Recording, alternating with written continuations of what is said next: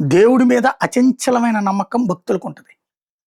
గోవిందుడిని ఒక్కసారి చూసి వస్తే చాలు మానసిక ప్రశాంతత వస్తది. అట్లాగే అనారోగ్యాలు పోతాయి. అట్లాగే ఆర్థికపరమైన కష్టాలు తీరతాయి. అన్ని సమస్యలు తీరతాయి ఆయన దగ్గర చెప్పుకుంటే అనినే రోజు టైం పట్టినా, 2 రోజులు టైం పట్టినా అక్కడ కూర్చుని మరీ దర్శనం చేసుకొనొస్తారు. అంత భక్తుంది ప్రపంచవ్యాప్తంగా హిందువులకి. అలాంటి భక్తులకి 5 సంవత్సరాల పాటు జగన్మోహన్ రెడ్డి అనే వ్యక్తి ఆ దేవుణ్ణి కూడా మోసం చేయగలిగాడు. బాత్రూమ్ గడిగేయి కూడా తీసుకొచ్చి లడ్డూలో పెడితే కూడా దేవుడు ఆయన్నేం చేయలేదు. అట్లాగే పామాయిల్ పోసినా కూడా దేవుడు ఏం చేయలేదు.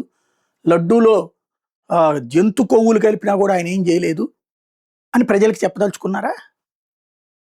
జగన్మోహన్ రెడ్డి దేవుడి కంటే ఎక్కువ అని చెప్పదలుచుకున్నారా? జగన్మోహన్ రెడ్డి చేసే పనుని దేవుడు చూస్తూ ఊరుకున్నాడు అనుకుని చెప్పదలుచుకున్నారా? ఇకపోతే అసలు బాత్రూమ్ ఆ యాసిడో ఆ వాన్పిక్ ఒకసారి తాగి చూడండి. ఈ మాటలు చెప్పేటటువంటి వ్యక్తులు ఎవరైతే ఉన్నారో, లేదా మీరు తినే అన్నంలో కలుపుకొని తిని చూడండి. ఏమన్నా తినగలరేమో, వాసన ఎట్లొస్తుందో చూడండి. మీరే ఒక లడ్డు కొనుక్కుని దాంట్లో పోసుకుని తిని చూడండి ఎలా సాధ్యమవుతుందో. అసలు దేవుడి దగ్గర ప్రసాదానికి సంబంధించి ఇంత దారుణమా?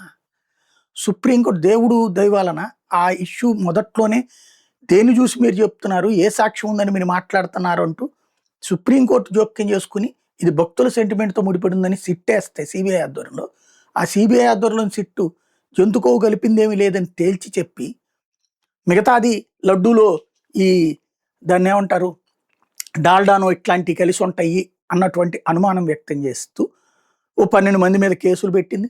మిగతాది రాజకీయంగా ఏమీ లేదన్నది పక్కన పెట్టేసింది. కాబట్టి లేదు అని నమ్మించడం కోసం, అంటే వాళ్ళు సిట్టే తేల్చేసింది అక్కడ దాంట్లో పొలిటికల్ ఇంటర్ఫీరెన్స్ ఏమీ లేదని.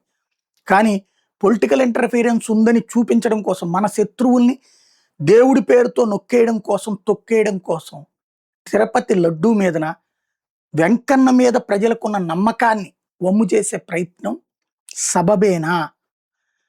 ఇంత జరుగుతున్నా ఇప్పటికీ కూడా అదే పదాన్ని పదే పదే చెప్పి మీరు 5 ఏళ్ల పాటు జంతు కొవ్వుతో కూడిన లడ్డూలు తిన్నారు, మీరు 5 ఏళ్ల పాటు వ్యాన్ పిక్కులు పోసినటువంటి లడ్డూలు తిన్నారు అని చెప్పడం సబబేనా? ఇది ప్రజలు అంగీకరిస్తారా లేదా అది పక్కన పెడితే, ఆ ప్రజల మనోభావాలకి, ప్రజల సెంటిమెంట్కి నిజమైతే ఖచ్చితంగా చెప్పాలి. నిజం కాదని చెప్తున్నా, నిజం మీరు నమ్మండి, సిట్టే తప్పు చేసింది అని చెప్పేటటువంటి ప్రయత్నం రైటా రాంగా? ఇది భక్తుల సెంటిమెంట్తో ముడిపడిన విషయం కాదా? హిందువులు ఇదే కోరుకుంటారా? హిందువులు దీన్ని అంగీకరిస్తారా? తేల్చుకోవాల్సిన సందర్భం.